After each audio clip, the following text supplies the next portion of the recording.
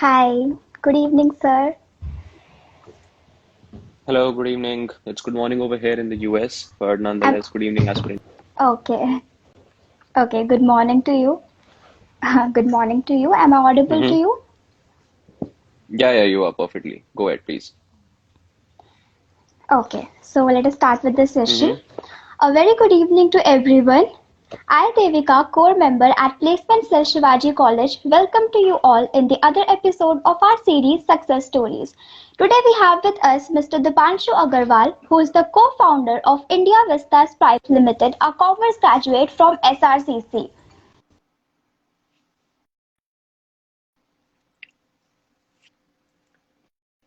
I'm unable to hear you out. You'll have to just repeat what you're saying. You're not audible. Okay, so are unable to hear me? Yeah, it's much better. Go ahead. Tell me. Okay, is it good now? Yeah, it's better. Go ahead. Okay. So good evening everyone. Thank you so much for joining with us. I, Devika, core member at Placement Cell Shivaji College, welcome you all in the other episode of our series Success Stories. Today we have with us Mr. Dipanshu Agarwal, who is the co-founder of India Vistas Private Limited, a commerce graduate from SRCC. He is currently pursuing his masters in public policy from Harvard Kennedy School. He has a knack for politics, governance, and public policy. We welcome you, sir. Thank you so much. Thank you. Okay, yeah. So in this questions, we are going to ask you some of the questions so that we could get some great insights from you. So Mm-hmm. let us start with the first question. Yeah, please go ahead. Okay. So you have done your undergraduate from SRCC. How would you Mm-hmm. describe your life at the campus? Well, life in the campus was pretty good. First year was completely about exploration. You're trying to adjust to the new culture because you've just graduated out of school. And the life, of course, the school life compared to college life, I mean, those two are very different, aspects. In school, you're there in a very protected environment wherein everything is sort of spoon-fed. But in college and undergraduation, things pretty much change because you have these tens of societies around you. You have so many professors around you with whom you would want to work personally. You would want to understand how the college system works. At the same point of time, you try to figure out how to Yes. best spend your 3 years because, you also want to have your fun moments during those 3 years, but at the same point of time, you want to spend enough time on building your career and that sort of stuff. So you try to network with your seniors, you try to seek their guidance, you try to get that particular equation and the formula right. So in those 3 years, I would say first year was completely about exploration. It was completely about trying to get comfortable. But I was lucky enough to find my interest in the college elections that used to happen in first year. So that took up a considerable amount of time that I had spent in college. But then it was about striking a balance between academics and extracurricular activities and the election path that I was interested in. Of course, like a few mistakes in balancing that out. But gradually I was able to find the right balance. I was able to figure out that maybe I would want to focus less on or maybe I would just like to stress less about the number of marks or the amount of marks that I'm getting or the percentage that I'm going to score. I mean, a few percentage here and there won't really matter that much, but at the same point of time, I would also want that I do not miss out on the extracurricular experience that, the college offers. So, yeah, college was pretty much about striking a balance amongst all the things I was interested in. Largely, I was always interested in extracurricular activities, in which majorly it was the college elections during my 3 years. Okay, so you were more into the curricular activities in your college life than your school. Well, in school too, you are active, but in school, of course, because you come from a commerce background, 11, 12, you know how, the education system in India works, and you know that, class 12 becomes extremely important.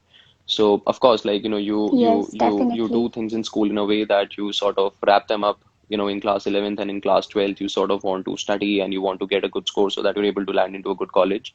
So that's how it worked for me as well. Yes. Not to say that I was not active in school. But of course, the level of participation increased considerably in college because you have that kind of an environment, you have that much exposure, and the culture of extracurricular activities is pretty much strong in University of Delhi. Okay. Hmm. Thank you so much. A great answer, really. So, is there any incident that was both a fun and learning experience for you while you were at the college and you want to share with all of us? Yeah, absolutely. I mean, I would say it was definitely the college election part because I was active in it throughout my 3 years. Apart from the fact that you feel a lot of anxiety over what kind of election results will come up, will you end up on the winning side or on the losing side? Apart from that, I would say that the very thrill in getting to know that you have started to understand people's behavior mainly by interacting with almost all of them, you realize that you develop a knack for knowing people. You start understanding people's behavior, which is a very important part of any career path that you take up to understand different kind of, people around you, to be able to interact with a lot of them, to be able to interact with a variety of people, to be able to make friends with them. You realize that, your barriers to knowing people, they are getting down. I mean, they are being pulled down.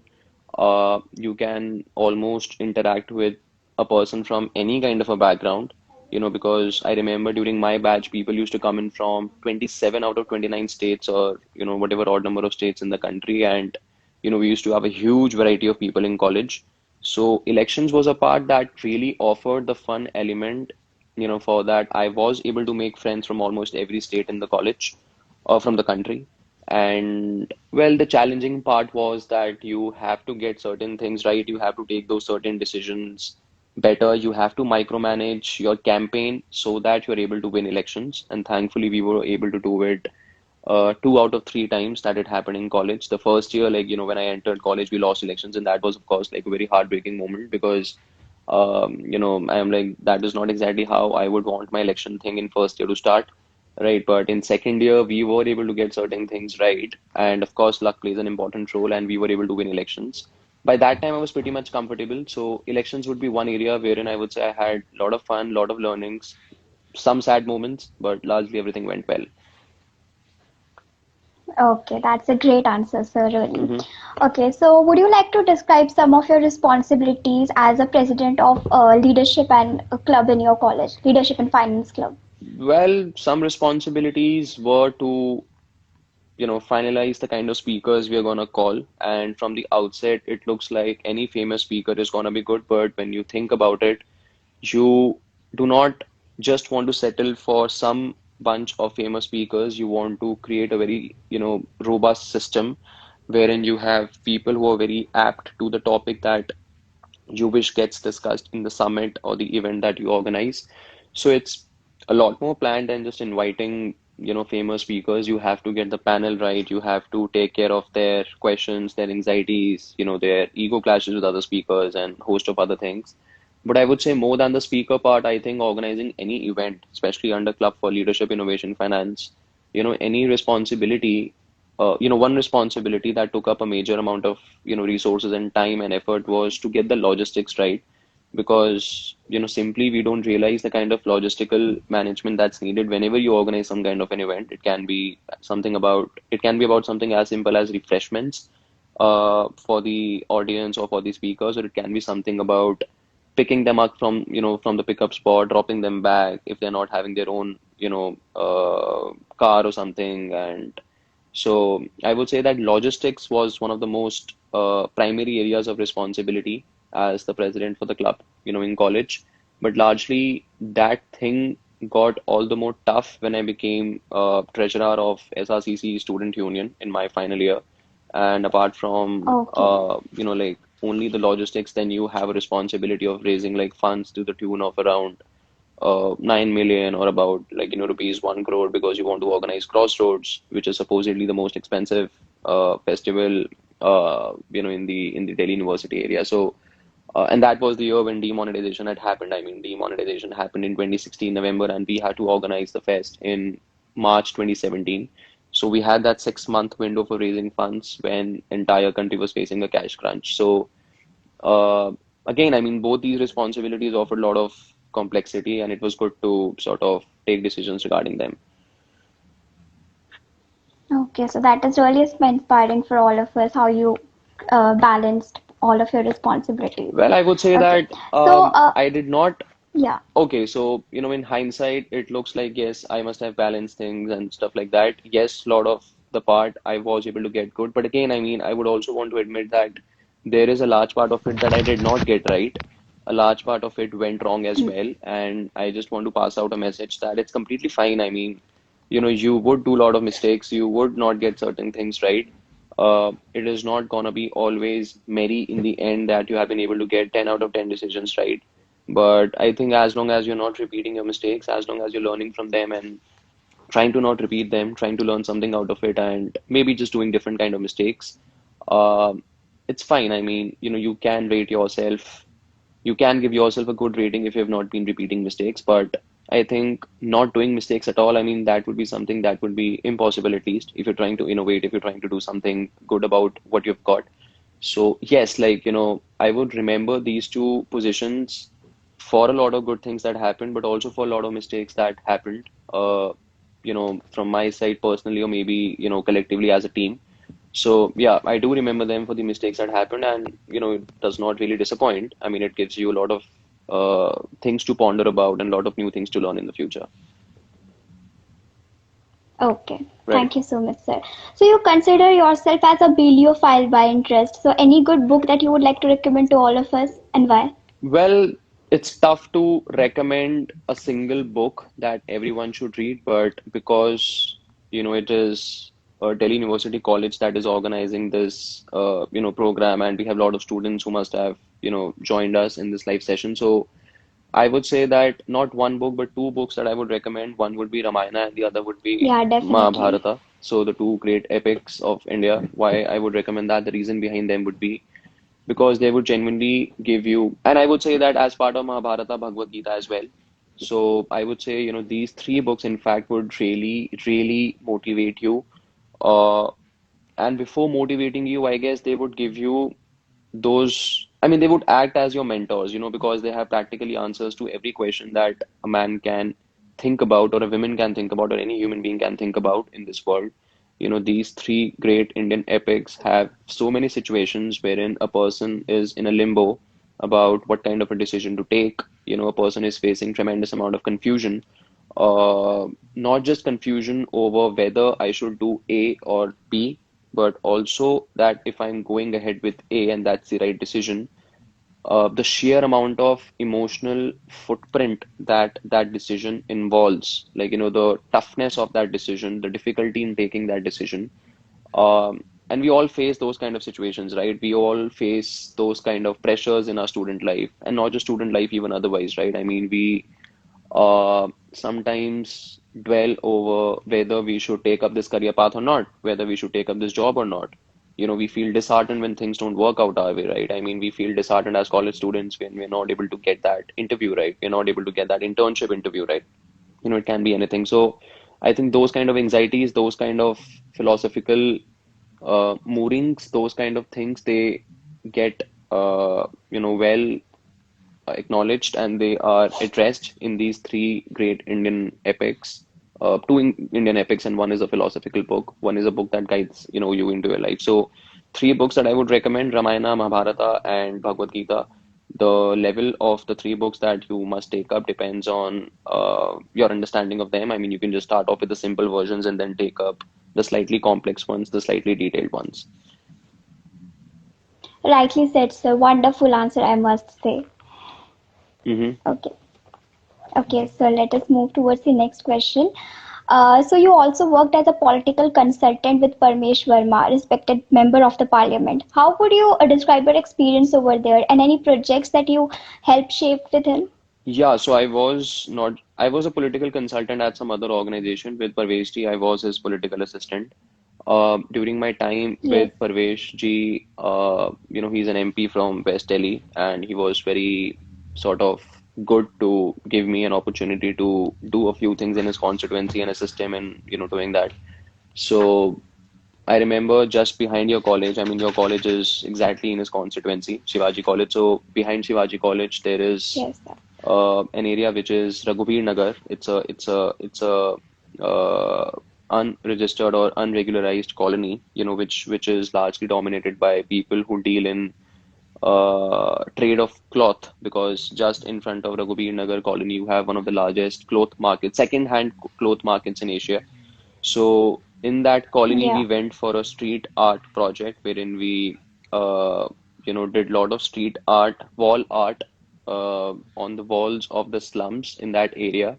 So that was one of the projects that, we undertook because we really wanted to beautify the area. We wanted to spread the message of cleanliness, and we were like, apart from the usual conventional cleanliness drives that are organized on 2nd of October or otherwise across various areas, it's better that we do something which is gonna be more beautiful, something that catches the tourists' eyes or the passerby's eyes, and something that is a bit more permanent. So we went for street art as a concept wherein we painted the walls of the entire slum. So anyone who's crossing those slums on the road can actually see those beautiful designs on the wall.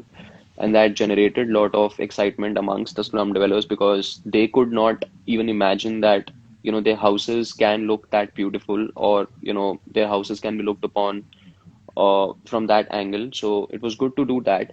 Apart from that, largely my work was about uh, navigating the constituency or helping the MP navigate the constituency by creating various databases, by creating various communication mechanisms, etc., etc. Okay. Thank you, sir. Hmm. So, from your articles that you have written up for organizer.org Hmm. to being a research intern for policy and governance in ORF, so all of those articles shows that apart from your interest in books, you also have an interest in policy making and governance and economy. How did you exactly develop your interest in such fields? Well, largely it was natural, I would say, and it got uh, a very professional sort of acceptability when I took it up as a career path. Of course, like, politics is also a very important part of policy making because it's ultimately the politicians who are able to implement policies in the country. So, as a political Hmm. consultant, I got drawn towards the area of policy making as well during my interactions with certain politicians and bureaucrats. After that, after taking up a job as Parvez Ji's assistant, who's again himself a member of parliament, you realize the kind of policy Yes. interventions that are needed. Of course, not all, because West Delhi is just one of the 500 plus constituencies in the country. So I wouldn't say that every issue in the country exists in that constituency. But of course, like, it does show you it, albeit partially, what kind of issues exist in the country. So uh, you automatically start, if you have interest in policy, you automatically start getting drawn towards it because I mean, you remain in that ecosystem, right? You remain in an ecosystem wherein people are debating certain kind of solutions, wherein people are addressing certain kind of problems. So my interest just got more sharp with every experience that I undertook in this particular field. So it was like a circle. I had interest in policy, hence I took up those jobs, and those jobs further increased my interest in Hmm. policy. And finally, I decided that okay, I'm gonna do my master's in public policy, which is gonna professionally put me in this area forever now. So yeah, I went ahead with that. And I took up the job at ORF, which is Oh. a think tank, Observers Research Foundation, because I wanted to take up an experience which is thoroughly academic, which is about the core, colorless academic part of policy, which is like writing a paper, researching, etc. Yeah. Okay. Thank you so much, sir. So coming back to the present, you are currently pursuing your master's in public policy from Harvard Kennedy School, which is a great feat, I must say. So, how would you describe your life over there? I mean, I would say that And my life what over could you there. tell us about some of Hmm. your?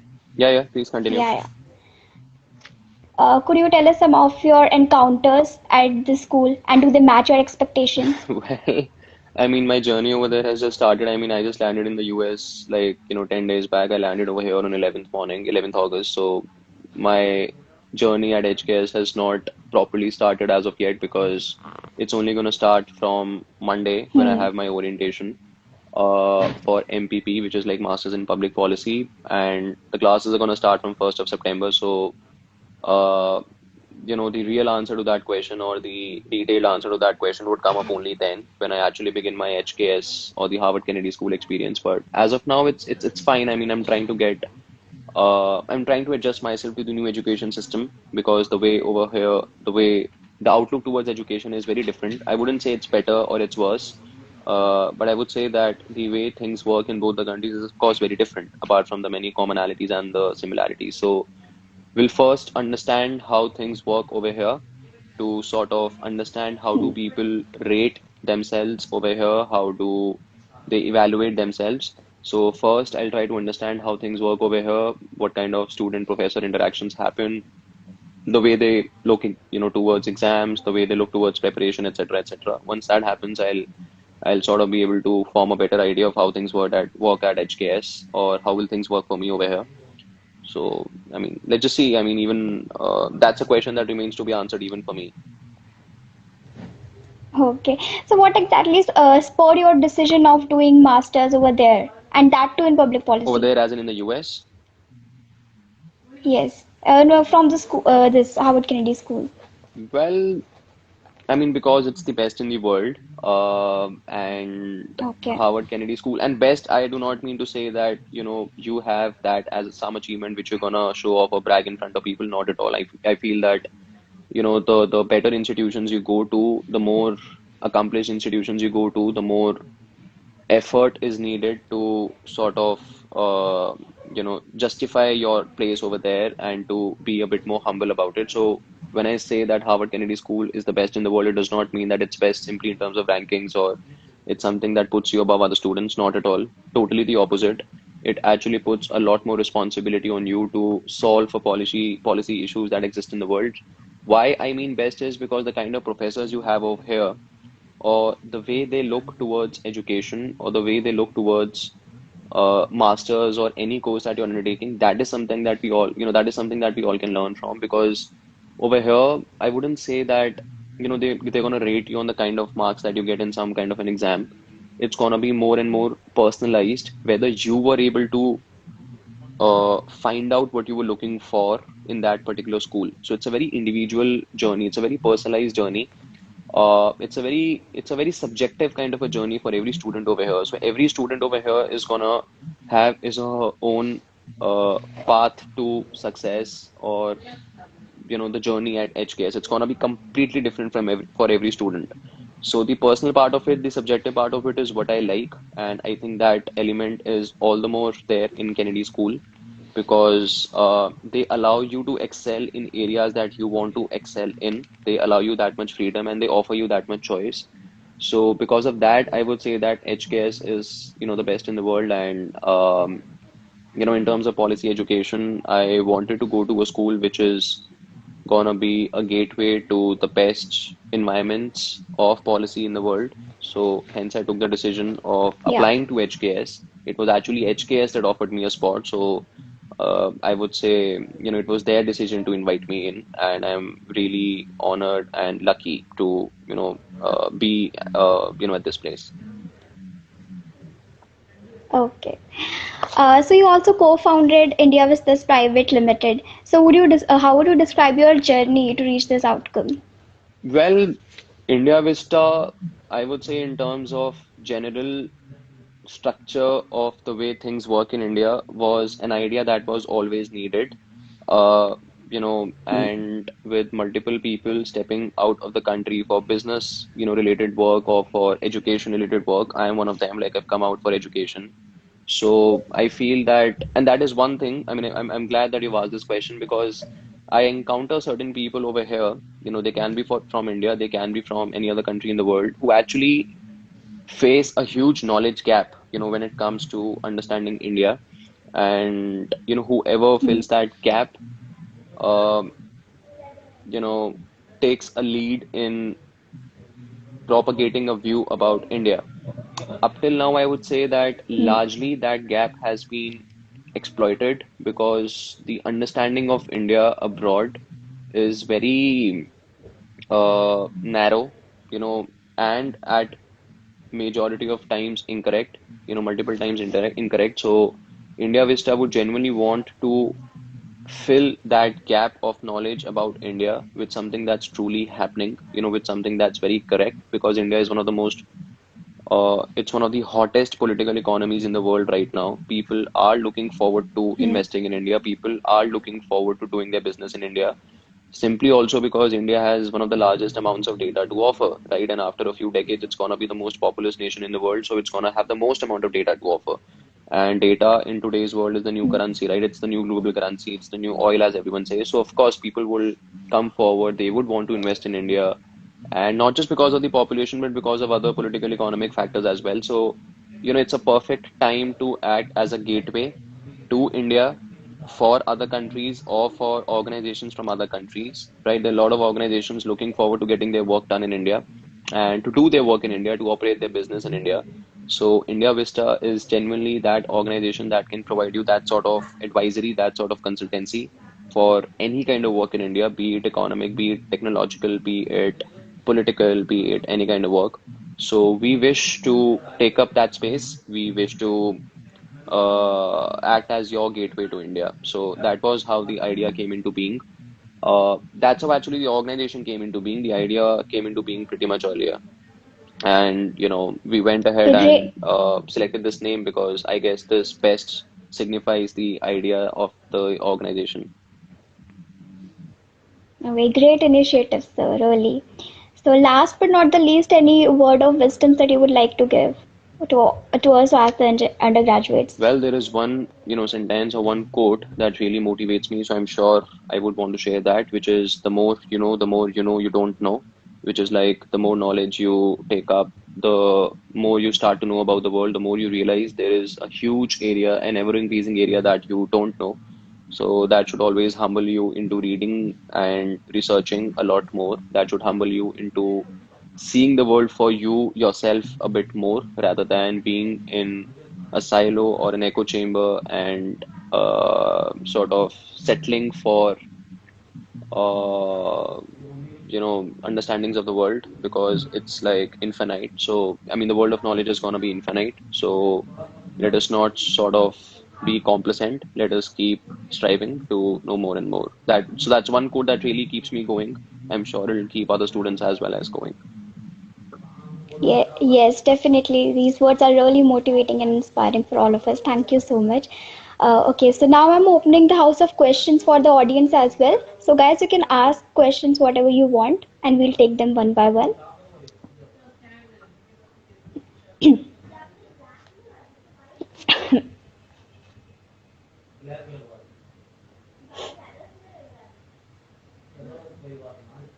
Guys, please start asking questions.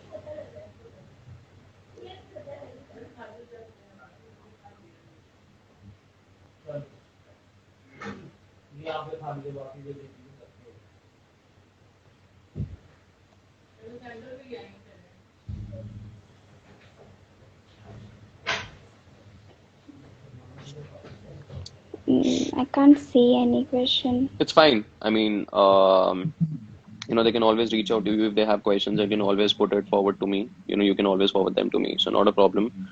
Um, and in Okay. fact, it's 10 a.m. in the US right now, in Boston right now. So I'll just start my day. Uh, Okay, yeah. Thank you so much for inviting me over. Okay, thank you so much, sir. And, apologies for not, participating in the session last week. Just that the health was a bit south. I had just like landed over here, so the health took a toll for some reason because I had got vaccinated. So Okay. super grateful for inviting me over. Thank you so much. Okay. So there's one question from Yeah, Ananya. yeah, please. So did SRCC help you in selection at HBS? Well, Ananya, it's not HBS, it's HKS. HBS is Harvard Business School. HKS is Harvard Kennedy School. But did SRCC help me? Well, the name SRCC may have helped me only a bit, because I mean, I'm sure, the way application system works at HKS and a lot of other policy schools and business schools and the top institutions of the world, they genuinely are not overawed by, the brand names of the institutions you're coming from, but they genuinely look at how you spent your time at those institutions during your undergraduation and uh, did you really make use of the institution that you got in your undergraduate? So let's say if we have someone from SRCC or St. Stephen's or any other top college of the country, IITs and IIMs, and let's say those people weren't really able to utilize the opportunities at these, universities, and they were not able to derive new learnings I'm sure the name of those institutions is not gonna help. But yes, what you do at these colleges, the sort of activities you take part in, the learnings that you derive out of your 3 years or 4 years or X number of years at these institutions, of course, that helps you a lot. For example, in my case, the part that I took I participated in the college elections, and that paved the way for me to become the treasurer of the Students' Union in my final year and take certain decisions regarding crossroads and other festivals and other events. Of course, those learnings is what matters to these institutions, and that really helps you a lot.